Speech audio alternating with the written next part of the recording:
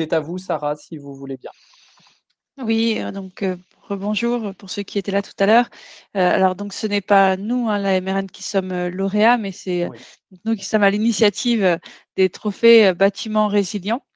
Et effectivement, donc j'avais préparé quelques slides, je ne sais pas si elles peuvent être projetées, pour expliquer un petit peu le contexte de ces trophées bâtiments résilients, donc qui ont été co-organisés avec l'Agence Qualité Construction et Construction 21.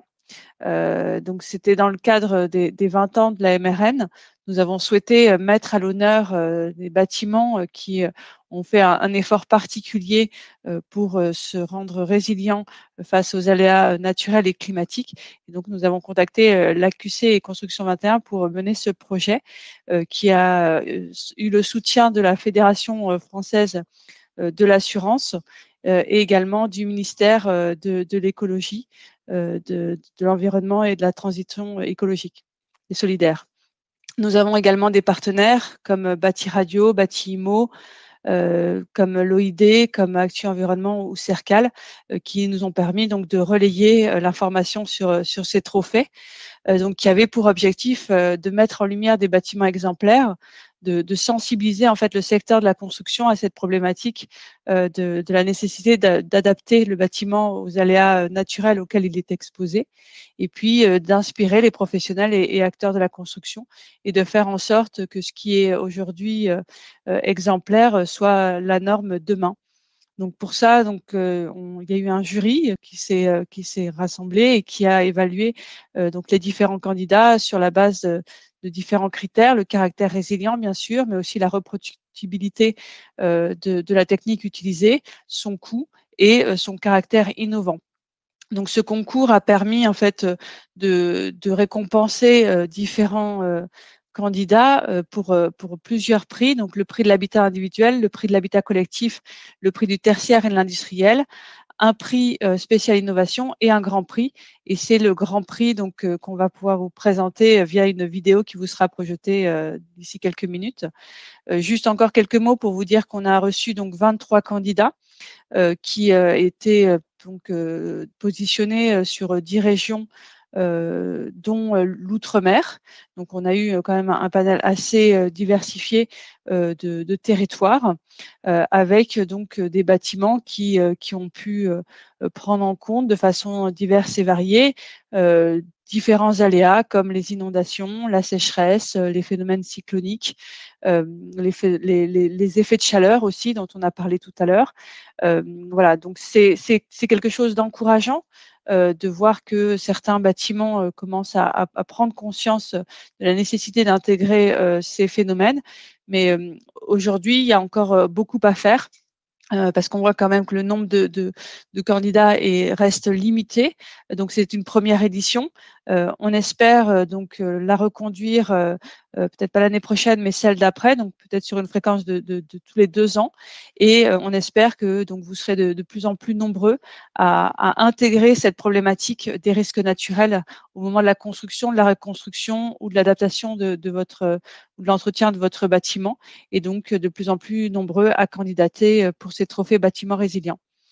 Et donc voilà, je laisse maintenant la régie lancer la vidéo pour présenter donc le lauréat du Grand Prix des trophées bâtiments résilients, qui donc a eu le mérite d'intégrer différents aléas naturels, mais aussi de prendre en compte l'interaction entre les principes d'atténuation et les principes d'adaptation du bâtiment.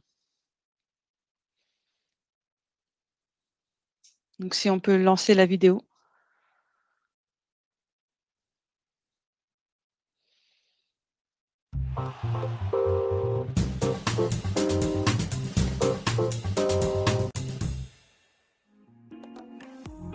Je tenais à remercier le jury qui nous a accordé le trophée du bâtiment résilient, mais aussi le maître d'ouvrage qui a su nous suivre dans nos démarches sur la conception de ce bâtiment, et également toute l'équipe de maîtrise d'œuvre qui a accompagné pendant près de 5 ans les études et la réalisation de ce projet, et bien évidemment les entreprises sans qui ce bâtiment n'aurait pas pu être construit.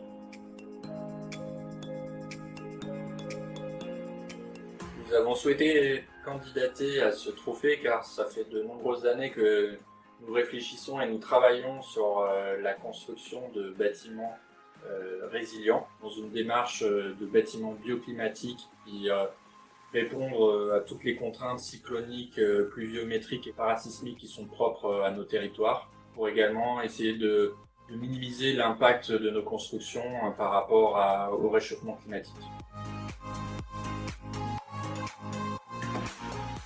Nous avons fait un choix un peu osé pour Mayotte de construire un bâtiment en filière sèche en choisissant de faire l'ensemble de la construction en acier pour d'une part minimiser l'impact carbone du bâtiment, mais également construire plus rapidement. En construisant en acier, on construit des bâtiments légers, ce qui nous permettait de réduire le volume de béton dans les fondations. Ça nous a permis de répondre avec peu de matière aux contraintes parasismiques qui sont très fortes à Mayotte. Afin d'être résilient, nous avons cherché avant tout à être frugal en énergie, en réduisant au maximum l'usage de la climatisation et en maximisant les espaces fonctionnant uniquement en ventilation naturelle. Frugalité également technique, en essayant d'être le plus low-tech possible et ainsi réduire les opérations d'entretien-maintenance future et de maximiser la durabilité du bâtiment. S'implanter au mieux par rapport au terrain naturel pour minimiser les travaux de terrassement, minimiser les mouvements de terre et ainsi protéger au mieux les sols. Nous avons également attaché une grande importance au développement des espaces verts et au développement de la biodiversité aux abords même du collège. Et nous avons également attaché une grande importance au traitement des eaux pluviales.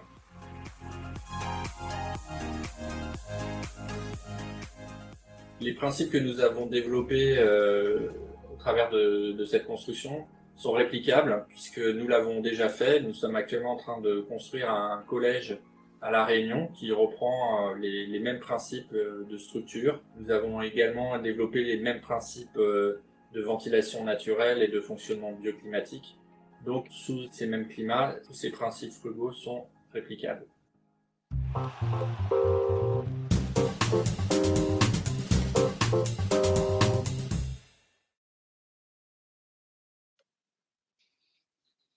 Voilà, donc merci beaucoup Sarah. Je ne sais pas si vous souhaitiez peut-être dire encore quelques mots ou si…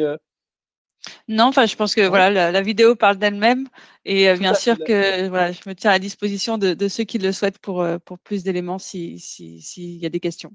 Très bien. Et ben merci beaucoup Sarah et avec Merci mes à vous. excuses effectivement donc sur l'introduction hein, du Rex. Donc c'est bien effectivement la mission Risque Naturel en partenariat avec la QC Construction 21 qui porte ces trophées et non pas qui est lauréat puisque enfin, ils sont Voilà, porteurs et animateurs de ce trophée.